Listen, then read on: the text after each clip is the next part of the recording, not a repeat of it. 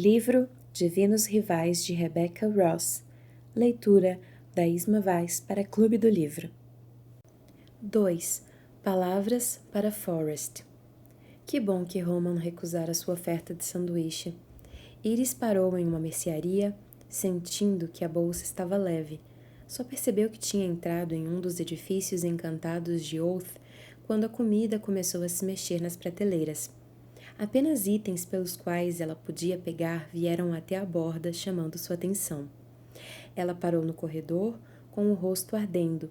Rangeu os dentes, notando por quantas coisas não podia pagar, antes de rapidamente pegar um pão inteiro e meia caixa de ovos cozidos, na esperança de que a loja a deixasse em paz e parasse de contar as moedas em sua bolsa. Era por isso que Iris desconfiava dos edifícios encantados na cidade. Podiam ter vantagens agradáveis, mas também eram enxeridos e imprevisíveis. Ela evitava os que não conhecia, mesmo que fossem raros. Iris se apressou a pagar no caixa, percebendo de repente as fileiras de prateleiras vazias. Apenas algumas latas restavam ali: milho, feijão e cebola em conserva. Parece que a sua loja anda muito dedicada a vender comida enlatada, comentou sarcástica enquanto pagava o merceeiro. Não é isso. A comida foi enviada para o oeste, para a linha de frente, informou o homem. Minha filha está lutando por Enva e quero garantir que sua companhia esteja abastecida. Dá muito trabalho alimentar um exército. Iris piscou, surpresa com a resposta. O chanceler mandou que enviassem auxílio? O merceeiro bufou. Não, o chanceler Verlice só vai declarar guerra contra Drake quando Deus estiver batendo a nossa porta, embora ele goste de fingir que apoiamos nossos irmãos e irmãs que lutam no oeste. O vendedor guardou o pão e os ovos em um saco de papel pardo que empurrou pelo balcão. Iris pensou na coragem dele de fazer tais declarações. Primeiro, a de que o chanceler no leste era covarde ou que simpatizava com Dacre. Segundo, por qual Deus sua filha lutava. Uma lição que ela mesma aprendera em relação a Forrest. Havia muita gente em Oath que apoiava Enva e seu recrutamento e achava os soldados corajosos, mas outras pessoas não pensavam assim. Porém, estes últimos tendiam a ser os indivíduos que enxergavam a guerra como algo que nunca os afetaria, ou idolatravam e apoiavam Dacre. Espero que a sua filha continue bem e saudável na linha de frente, disse Iris ao merceeiro. Ela ficou feliz de deixar a loja enxerida para trás, mas imediatamente escorregou em um jornal molhado na rua. Não cansou de mim por hoje? Resmungou ao se abaixar para pegar o papel, supondo que fosse da Gazeta. Não era. Iris arregalou os olhos ao reconhecer o emblema de pena e tinteiro da Tribuna Increden, o jornal rival da Gazeta. Havia 5 jornais diferentes espalhados por Oath, mas a Gazeta e a Tribuna eram os mais antigos e os mais lidos. Se Zeb a pegasse com o concorrente em mãos, sem dúvida daria a vaga para Roman. Ela estudou a primeira página curiosa. Monstros avistados a 30 quilômetros da linha de frente, anunciava a manchete borrada. Abaixo dela estava uma ilustração de uma criatura com asas grandes e membranosas, 2 patas finas com garras em ganchos e uma horda de dentes afiados como agulhas. Iris estremeceu, se esforçando para ler as palavras, que estavam indecifráveis, derretidas em rios de tinta. Analisou o jornal por mais um momento, paralisada na esquina. Chuva pingava do seu queixo, caindo como lágrimas na ilustração monstruosa. Criaturas como aquela não existiam mais, desde a derrota dos deuses séculos antes. Porém, era óbvio que se Dacre e Enva tinham retornado, as criaturas antigas também poderiam voltar. Criaturas que havia muito tempo viviam apenas em lendas. Iris se dirigiu à lixeira para jogar fora o papel desintegrado, mas então foi atravessada por uma ideia congelante. É por isso que tantos soldados estão desaparecendo na linha de frente? Por que Dacre luta com monstros? Ela precisava saber. Com cuidado, dobrou a tribuna Increden e a guardou no bolso interno do casaco. O caminho mais longo do que Iris gostaria na chuva, especialmente sem sapatos adequados, mas Oath não era um lugar simples para viajar a pé. A cidade era antiga e fora construída séculos antes sobre o túmulo de um deus conquistado. As ruas sinuosas serpenteavam, algumas estreitas e compostas por terra batida, outras largas e pavimentadas, algumas ainda assombrava por resquícios de magia.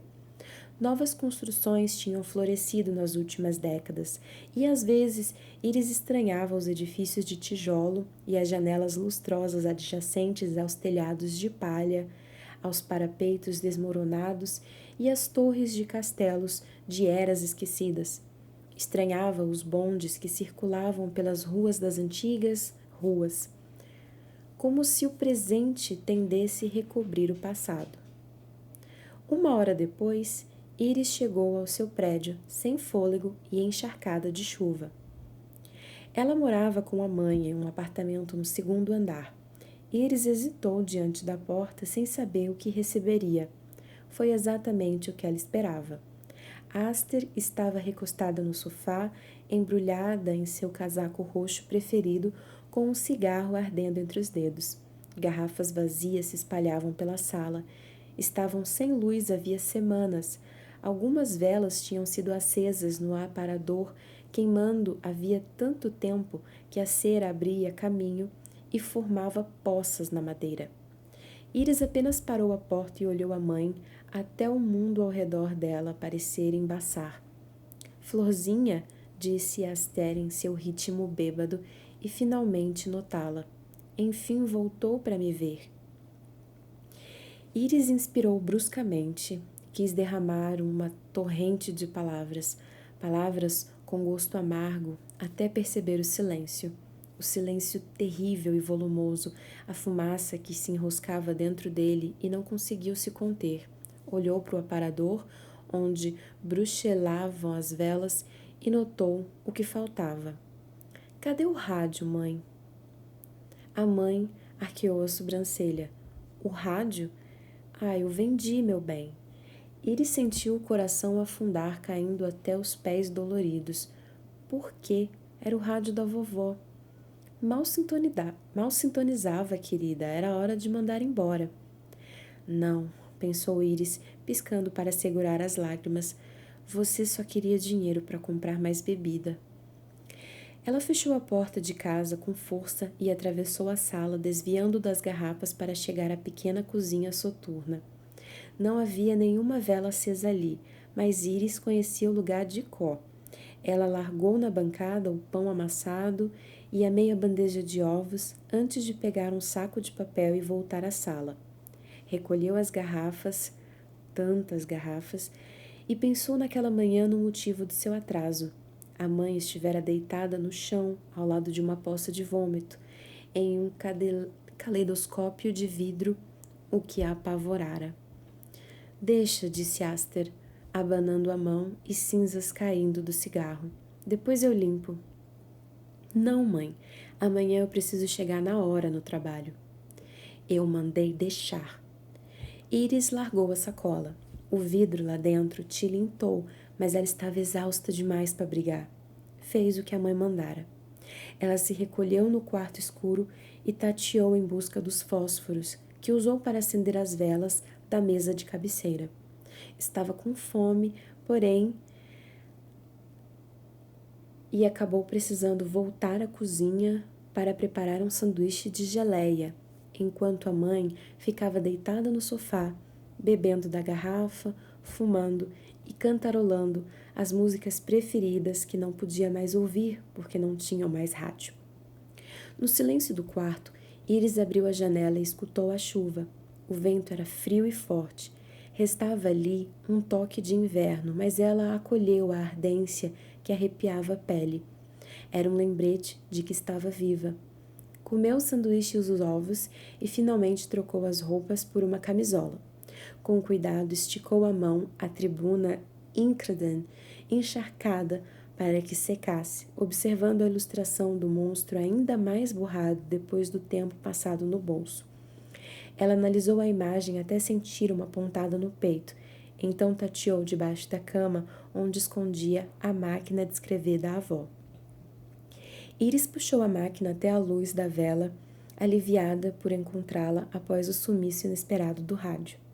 Sentou-se no chão e abriu a bolsa de tapeçaria onde estava o início de seu artigo, amarrotado e molhado pela chuva.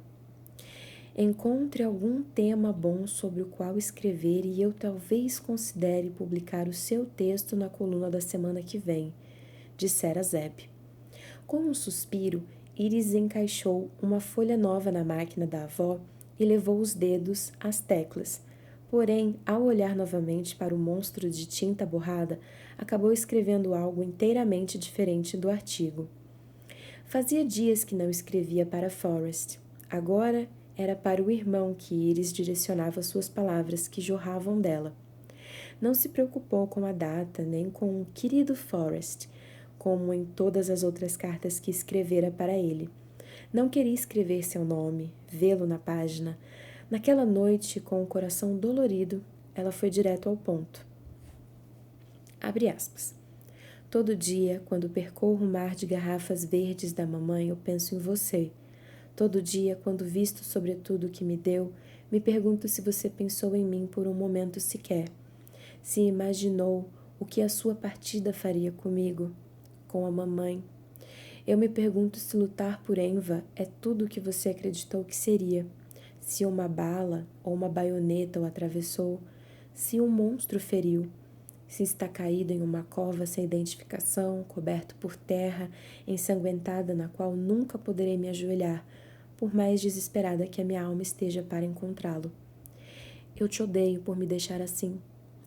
Eu te odeio, mas eu te amo ainda mais, porque você é corajoso e cheio de uma luz que eu acho que nunca encontrarei nem entenderei. A convocação para lutar por algo, com tanto fervor que a morte não tem poder sobre você. Às vezes eu não consigo nem respirar. Entre a preocupação e o medo, meus pulmões diminuíram porque eu não sei onde você está. Faz 5 meses que nos despedimos com um abraço na estação. 5 meses, e posso apenas supor que você tenha desaparecido na linha de frente ou que esteja ocupado demais para escrever para mim. Porque não sei se conseguiria despertar de manhã, não sei se conseguiria sair da cama se recebesse a notícia da sua morte. Queria que você fosse covarde por mim, pela mamãe. Queria que largasse as armas e abandonasse a lealdade à deusa que o convocou. Queria que você parasse o tempo e voltasse para nós. Fecha aspas. Iris arrancou o papel da máquina, dobrou 2 vezes e se levantou para se dirigir ao armário.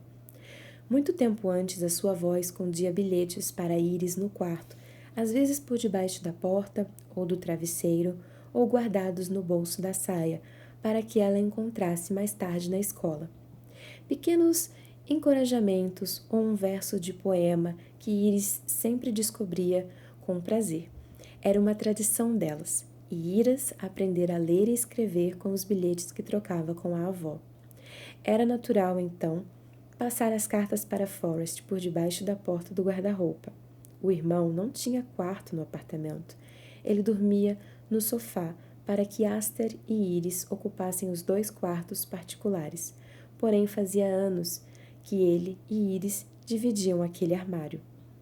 O guarda-roupa era um pequeno recôndito na parede de pedra, com uma porta arqueada que deixara um arranhão permanente no assoalho. As roupas de Forrest ficavam à direita e as de Iris à esquerda. Ele não tinha muitas peças, algumas camisas de botão, calças, suspensórios de couro e um par de sapatos gastos. Iris também não tinha tantas roupas.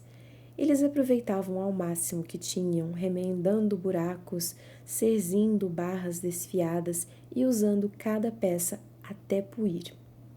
Iris havia deixado as roupas de Forrest no armário, apesar da brincadeira que o irmão fizera, dizendo que ela poderia ocupar o espaço inteiro quando ele partisse. Iris fora paciente nos primeiros 2 meses e esperara que o irmão escrevesse, como prometido. Sua mãe tinha começado a beber, no entanto, tão profusamente que acabara sendo despedida da lanchonete Ravel.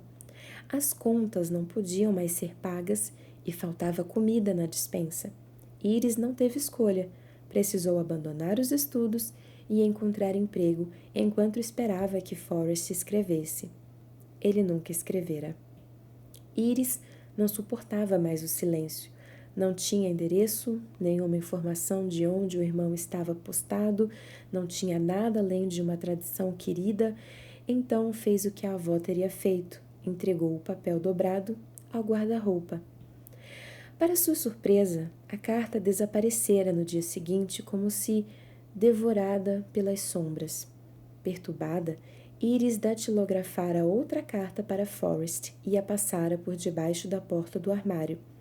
Esta também desaparecera, e ela analisara com cuidado o pequeno guarda-roupas incrédula. Notara as velhas pedras na parede como se alguém, séculos antes, estivesse decidido bloquear um corredor antigo. Pensou que talvez a magia dos ossos dos deuses conquistados, que descansavam na profundeza da cidade, tivesse despertado para responder à sua angústia, que a magia de algum modo tivesse levado a carta e a carregado ao oeste para entregá-la ao irmão, onde quer que ele estivesse lutando. Como ela odiava edifícios encantados até aquele momento, Iris se ajoelhou e passou a carta por baixo da porta do guarda-roupa. Foi um alívio soltar as palavras. A pressão no peito diminuía. Iris voltou à máquina.